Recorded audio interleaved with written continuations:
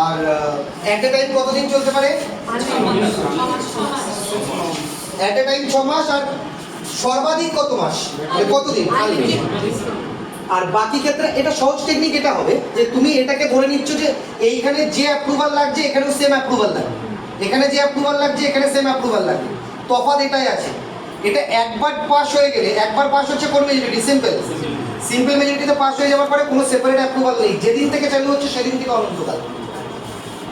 এটা হচ্ছে বেসিক জায়গা। এটা স্ন্যাপশট করে নাও, এটা পরীক্ষায় অনেক হেল্প করবে, কুইক রিভিশন করতে হেল্প করবে।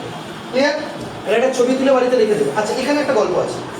ন্যাচারাল এমার্জেন্সিকে রিমুভ করতে কে পারে, মানে তুলতে কে পারে?